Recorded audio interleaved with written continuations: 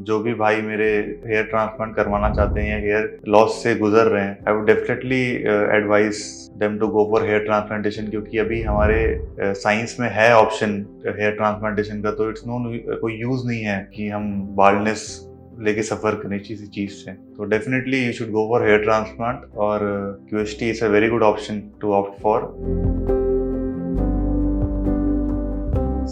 मेरा नाम डॉक्टर नवीन पांडे है, हम गाजियाबाद से हैं। मेरे हेयर फॉल की जो जर्नी है वो स्टार्ट हुई थी जब मैं एमबीबीएस की अपनी इंटर्नशिप में था। मेरे स्टार्टिंग से ही जो फोरहेड था वो ब्रॉड था, पर हेयर की जो डेंसिटी थी वो अच्छी थी। पर इंटर्नशिप के बाद जब मैंने अपने पीजी की प्रिपरेशन शुरू की, उसके बाद स्ट्रेस बहुत ज्यादा, फिर डाइट पे ध्यान नहीं देना, इस सब चीजों की वजह से, और तो मैं हेयर पे भी ध्यान नहीं दे पा रहा था। पर ग्रेजुअली वो हेयर फॉल होते रहा, और ग्रेजुअली जब मैंने नोटिस किया तो हेयर बहुत ज्यादा मेरे झड़ चुके थे, फ्रंटल काफी थिन हो गए थे फ्रंटल हेयर। तो उसके रिगार्डिंग मैंने अपने काफी जो डर्मैट दोस्त हैं उनसे कंसल्ट किया, तो दे सेड कि आप बायोटीन और मिनॉक्सिडिल स्टार्ट करिए। पर मिनॉक्सिडिल स्टार्ट करने में मैं थोड़ा रिलक्टेंट था, छोड़ना नहीं होता ऐसे। तो मैं बायोटीन खाया मैंने लगभग 1 ईयर के आसपास तक, लेकिन उससे ऐसा कुछ फर्क मुझे दिखा नहीं। देन मैं 2022 सितंबर में मैंने क्यूएचटी से कांटेक्ट किया था। देन ही टोल्ड मी कि आप फ्रंटल के लिए तो आप करवा सकते हो हेयर ट्रांसप्लांटेशन, बट आप मिनॉक्सिडिल यूज करके देखिए, आपको कुछ असर होगा उससे मे बी। तो मैंने 2022 दिसंबर से लगभग स्टार्ट किया मिनॉक्सिडिल लगाना, लगभग 1-1.5 साल लगाया, बट जनरली कुछ मुझको उसमें असर दिखा नहीं। बहुत बेबी हेयर ग्रोथ जो थी वही मैक्सिमम थी, पर मेरे जो एरिया जो बाल्डनेस की जो थी क्राउन एरिया में, वो अभी भी प्रेजेंट है, और उस टाइम भी थी। ज्यादा 19-20 का ही फर्क होगा ज्यादा से ज्यादा। तो उसके बाद फिर मैं 2024 में अराउंड मई में I consulted again. They said कि आपको अभी मिनॉक्सिडिल लगाते हुए भी काफी टाइम हो गया एंड मुझको भी सेटिस्फाइंग नहीं था। देन हमने सोचा कि will go for hair transplantation. तो हेयर फॉल की जो जर्नी है वो बहुत मेरी वेग है, क्योंकि इंटर्नशिप के बाद जब पीजी में प्रिपेयर कर रहा था उस टाइम मैंने बिल्कुल ध्यान नहीं दिया अपने हेयर के लिए, और जब मैं पीजी करने गया तब मेरी जो हेयर थी वो काफी लाइट हो गई थी। तो मैंने अपने कुछ दोस्तों से पूछा कि अच्छे डरमैट कहाँ पे हैं, क्योंकि मैं गाजियाबाद में रहता हूँ। तो मेरे कंसल्टेंट है, उन्होंने भी कहा कि दिल्ली में आप यू कैन ऑप्ट फॉर। तो मैं गया वहाँ पे, दिल्ली में 2-4 क्लिनिक में मैं गया, पर एक तो उनकी प्राइस बहुत ज्यादा थी,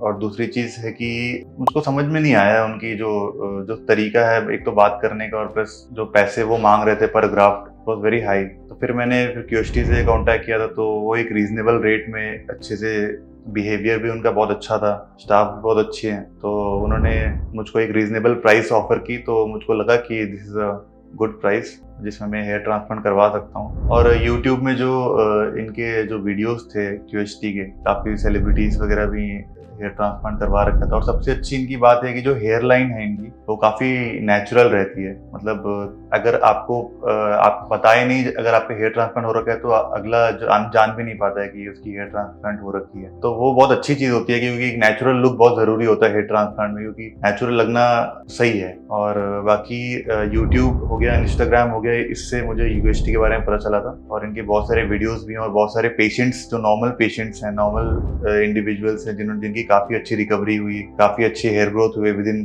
15 मंथ्स, 1 ईयर, 8 मंथ्स, 5 मंथ्स। तो इसी वजह से एक थोड़ा कॉन्फिडेंस भी बिल्डअप हुआ क्यूएचटी के अराउंड कि चलो लेट्स ट्राई, एक बार ट्राई करते हैं क्यूएचटी। तो जो हेयर लाइन है मेरा वो थोड़ा रिसीड हो रखा है यहाँ से थोड़ा आगे से, और प्लस जो फ्रंटल एरिया है उसमें भी काफ़ी थिनिंग है। और ये मुझको क्यूएचटी जो क्लिनिक है उन्होंने लगभग 3800 to 4000 एडवाइस किया है ग्राफ, जो कि अप्रॉक्स उतना ही लगेगा देयर सेइंग। और प्लस अभी डॉक्टर से कंसल्ट करेंगे, अब देखते हैं अभी क्या कहते हैं। वैसे स्टाफ तो बहुत अच्छा है यहाँ पे, वाइफ भी बहुत अच्छी है। Let's hope for the best कि अच्छे से हो, डॉक्टर भी अच्छे से कंसल्ट करें, अच्छे से देखें, एंड सब सर्जरी बहुत बढ़िया हो। टू बी फ्रैंक, सर्जरी को लेकर मैं नर्वस बिल्कुल नहीं हूँ, क्योंकि मुझको पता है थोड़ा मोड़ा कि कैसे होता है, क्या होता है, क्योंकि हम भी लिग्नोकेन लगाते हैं पेशेंट को, तो यू नो कि पेन नहीं होता है ज़्यादा। तो वैसे तो मैं नर्वस नहीं हूँ, बट स्टिल जो थोड़ी मोड़ी एंजाइटी होती है सर्जरी की वो तो ऑफकोर्स होगी। एज सच कोई नर्वसनेस नहीं है, और प्लस कॉन्फिडेंट भी हूँ मैं कि they have given a very good result previous patients में, तो they will give it the same with me. तो अभी मैं आपसे मिलता हूँ सर्जरी के बाद। अभी मैं फिर उसके बाद मैं आपसे शेयर करूंगा कि मुझको पेन हुआ कि नहीं हुआ, ग्राफ्ट कितने लगे, ड्यूरेशन कितना लगा, और कैसे सर्जरी जो है वो परफॉर्म होती है, क्या क्या प्रोसीजर्स होते हैं वो भी मैं आपको बताता हूँ। और सर्जरी के बाद आपसे मिलते हैं।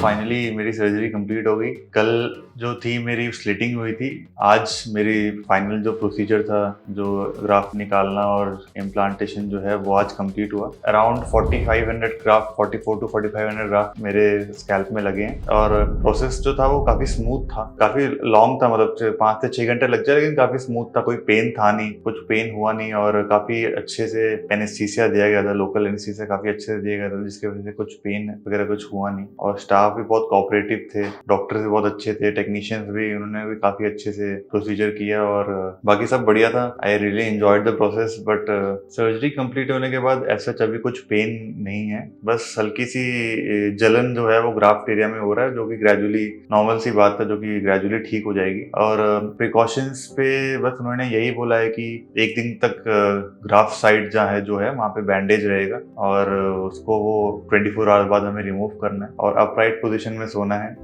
करवट लेके नहीं सोना है बिल्कुल भी, और अपने बालों को रूम पे भी हैं तो भी कवर करके रखना है हेड कैप से, और उनको रेगुलरली स्प्रे करना है एनएस से एवरी 30 मिनट्स टू 1 आवर पे, और वॉशरूम वगैरह जाना है तो हेड कैप पहन के जाना है। यही एडवाइस किया डॉक्टर्स ने, जो कि हमारे लिए बेनिफिशियल है। और प्लस उन्होंने कोई भी हैवी एक्सरसाइज, कोई भी टीडियस वर्क 15 to 20 डेज करने को मना किया है। बस यही प्रिकॉशंस थे, बाकी और कोई ऐसे कोई प्रिकॉशन नहीं है। आप 3 से 4 दिन में अपना काम रिज्यूम भी कर सकते हैं। जो भी भाई मेरे हेयर ट्रांसप्लांट करवाना चाहते हैं या हेयर लॉस से गुजर रहे हैं, I would definitely advise them to go for hair transplantation, क्योंकि अभी हमारे साइंस में है ऑप्शन हेयर ट्रांसप्लांटेशन का, तो इट्स नो कोई यूज नहीं है कि हम बाल्डनेस लेके सफर करनी किसी चीज से। तो definitely you should go for hair transplant, और QST is a very good option to opt for. और काफ़ी रीजनेबल, काफ़ी अच्छा स्टाफ भी है, काफ़ी सिंक्रोनाइज और काफ़ी प्रोफेशनल है, सारे स्टाफ काफ़ी प्रोफेशनल है,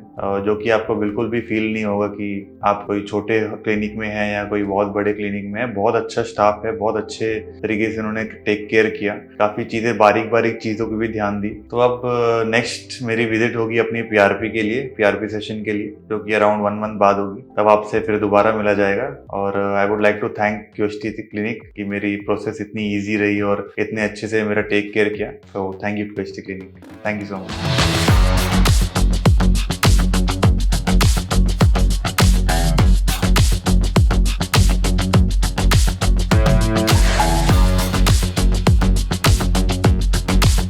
If you like this video, share it with your friends and don't forget to subscribe to our channel.